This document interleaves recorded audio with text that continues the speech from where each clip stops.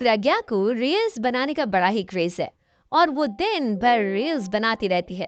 खाते पीते घूमते फिरते घर में कॉलेज में रील्स बनाने के कारण प्रज्ञा पूरे कॉलेज में हाईलाइटेड है। जहां उसके रील्स सभी को पसंद आते हैं, वहीं मनीषा चिंता में डूबी रहती है। एक रोज जब खाते हुए प्रज्ञा रील्स बना रही होती है, तब मनीषा कहती है, 1 मिनट भी चैन नहीं है इस लड़की को।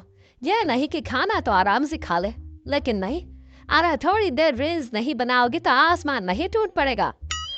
अरे मम्मी, इसी को तो कहते हैं डिटर्मिनेशन। तुम नहीं समझोगी ये सब।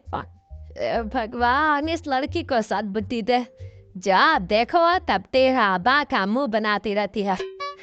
मनीषा की बात का प्रज्ञा पर जरा भी असर नहीं होता और वो खाते खाते रील्स बनाती रहती है। दिन बीतने लगते हैं और देखते देखते प्रज्ञा का कॉलेज भी खत्म हो जाता है।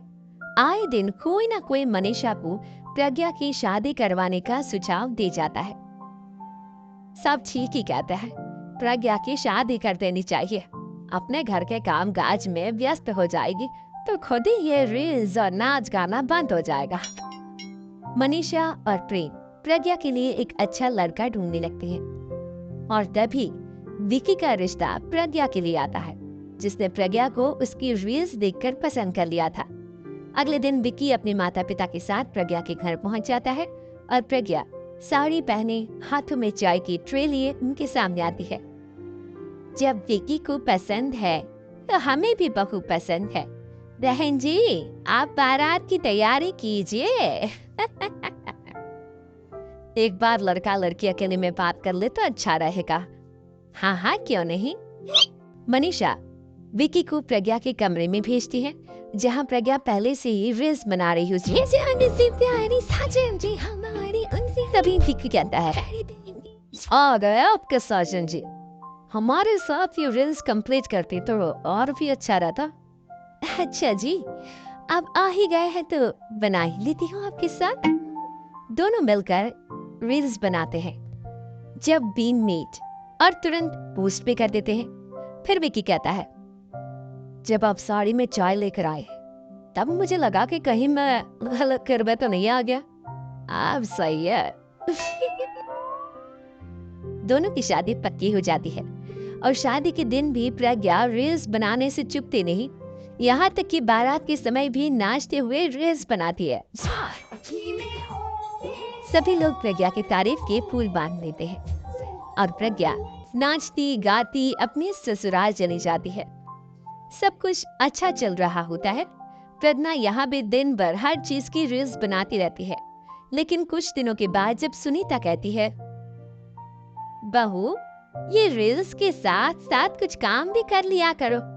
वैसे तुझे और क्या क्या बनाना आता है? मम्मी जी, वैसे तो सब कहते हैं कि मैं सब कुछ अच्छा बनाती हूँ, लेकिन मुझे लगता है कि मैं मैगी अच्छा बना लेती हूँ।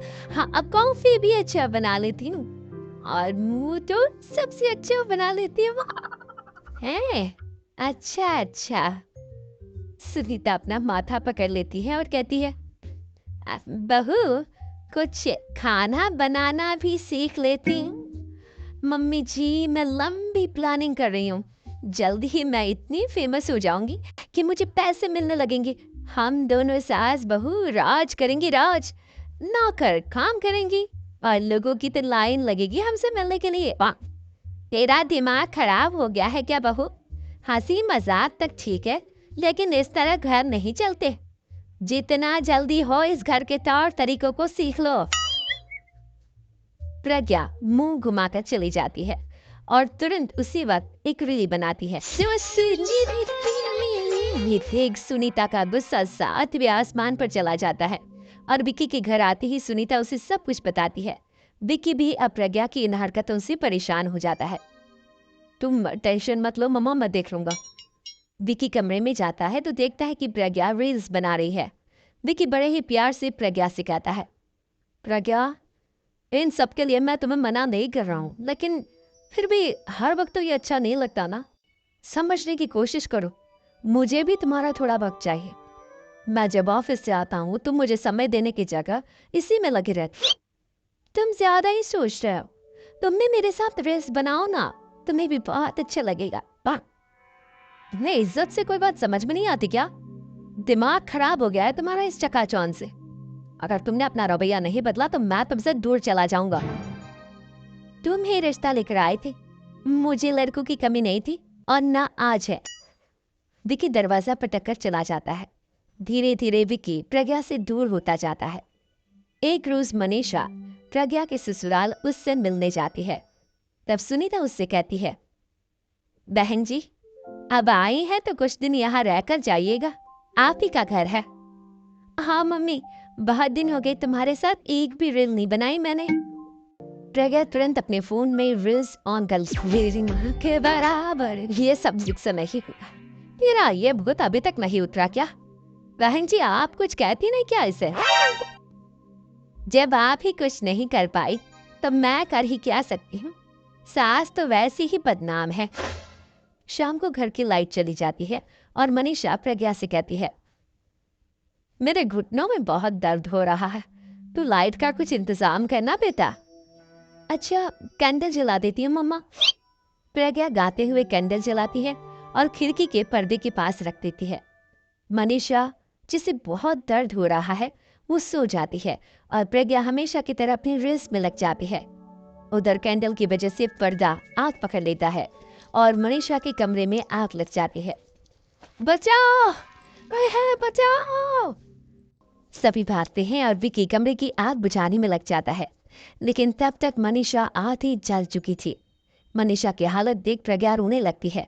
विकी मनीषा को तुरंत हॉस्पिटल ले जाता है और उसे एडमिट कराता है।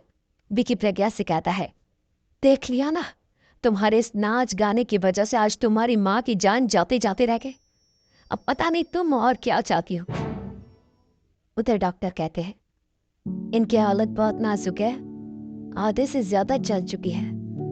प्रज्ञा रोती हुई मंदिर में जाती है और भगवान के आगे जाकर कहती है, भगवान, मेरी माँ को ठीक कर दो। मैं कसम खाती हूँ हाथ से ये रील्स बनाना छोड़ दूंगी, बस मुझे मेरी माँ वापस मिल जाए। 2 दिन बीत जाते हैं और मनीषा खतरे से बाहर आ जाती है। पेशेंट अब ठीक है, आप लोग उनसे मिल सकते हैं। सब कोई मनीषा से मिलता है और प्रज्ञा सबके सामने अपना फोन तोड़ देती है। मुझे माफ कर दो मम्मा, मैंने तुम लोगों की बातों को नजरअंदाज किया। बेटा, कोई भी चीज जरूरत से ज्यादा खराब है। मैंने तुम्हें रील्स बनाने से कभी मना नहीं किया, लेकिन हर वक्त एक ही चीज तो सही नहीं है। मैं समझ गई हूँ मम्मा, आई एम सॉरी। प्रज्ञा उस दिन से रील्स बनाना छोड़ देती है और पूरी तरह से अपने घर में लग जाती है।